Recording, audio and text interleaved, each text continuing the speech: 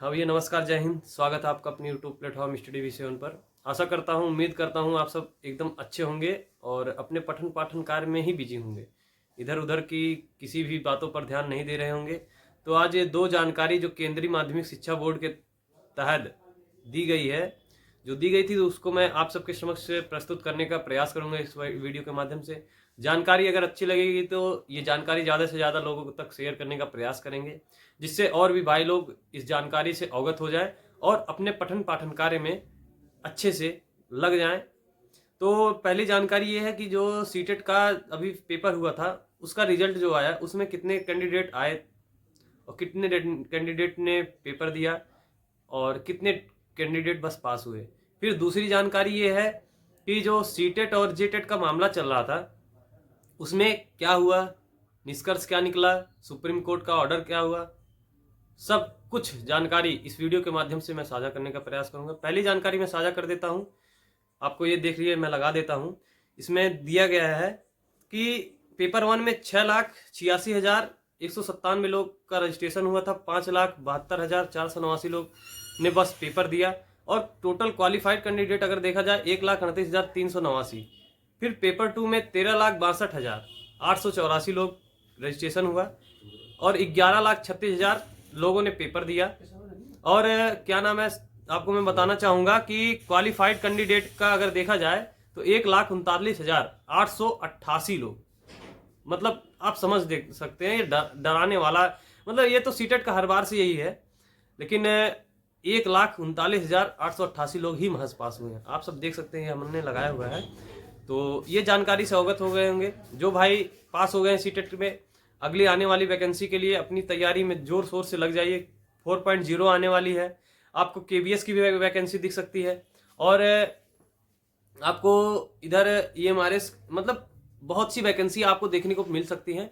तो जो भी कैंडिडेट सीटेट पास है तो वो अपनी तैयारी में लग जाए। और अब ये नेक्स्ट जानकारी है कि सुप्रीम कोर्ट का जो ऑर्डर आया सीटेट और जेटेट में जो मामला हुआ था, तो वो मामला इस प्रकार से शुरू हुआ था कि झारखंड में उन्होंने अपना एलिजिबिलिटी टेस्ट कराना शुरू चाहा, तो उस पर केस हुआ। और केस इस बात पे हुआ कि सीटेट और जेटेट पे, जेटेट में मतलब ये झारखंड का जो एलिजिबिलिटी टेस्ट है टीचर का, तो उसमें ये कहा गया कि जेटेट को ही ले जाए, सीटेट को ना। तो ये सब मामला था। ओवरऑल आपको मैं बताना चाहूंगा सीटेट का क्या वो था। सीटेट का ये था कि आप केवीएस में, एनवीएस में, जो में केवीएस, एनवीएस, ईएमआरएस और बीपीएससी, मतलब बिहार में कई जगह आपका सीटेट वैलिड है। लेकिन वहीं आपको मैं बताना चाहूंगा कि आपका सीटेट, ये आपका झारखंड हो गया, पंजाब हो गया और हरियाणा हो गया और रीट भी हो गया, तो यहाँ पे सीटेट का उतना, मतलब सीटेट को नहीं लिया जाता, सीटेट मान्य नहीं है। तो सुप्रीम कोर्ट का ये ऑर्डर आ गया है कि आपको मैं बताना चाहूंगा कि वीडियो के माध्यम से। तो साथियों, आपको मैं बताना चाहूंगा, ये देखिए जो भी सुप्रीम कोर्ट का जजमेंट आया है, इस वीडियो पे मैंने लगा दिया, यहाँ पे साइड में आप सब देख सकते हैं कि उसमें साफ साफ लिखा गया है, सुप्रीम कोर्ट जजमेंट के अनुसार कोई भी राज्य सीटेट के लिए अब बाध्य नहीं होगा। ठीक, तो ये पूरी जानकारी है। तो अब ऐसे अगर आप कोई जानकारी दे रहा होगा कि अभी भी ऐसा हो सकता है, आप सीटेट पास हैं तो किसी और अदर स्टेट का आपको टेट नहीं देना पड़ेगा, तो ये बिल्कुल इन बातों पर ध्यान नहीं दीजिएगा। आपसे विनम्र निवेदन है कि सीटेट पास होने के साथ साथ आपको अगर जहां भी दिखा, मतलब जहां जिस भी स्टेट का टेट आए वहां का स्टेट टेस्ट डालिए। और ये देखिए, कोई बीएड बीटीसी इससे कोई रिलेटेड मामला नहीं था, ये टेट स्टेट टेट और ये आपका सीटेट से था। तो अब सुप्रीम कोर्ट का भी जजमेंट आ गया है कि सीटेट का कोई रोल नहीं है, सीटेट का कोई रोल नहीं है, कोई भी राज्य अपने लिए बाध्य नहीं है। तो आपको मैं बताना चाहूंगा विशेष जानकारी और तो कुछ इस वीडियो के माध्यम से नहीं दिखाई दे रही है। तो हाँ, अब ये इस वीडियो के माध्यम से आखिरी में मैं संदेश देना चाहूंगा। तो आपसे विनम्र निवेदन है कि कृपया करके आने वाली वैकेंसियां जो है उन पर एकदम ध्यान दे दीजिए। आपने अगर रीट डाला है तो रीट के लिए एकदम पढ़िए।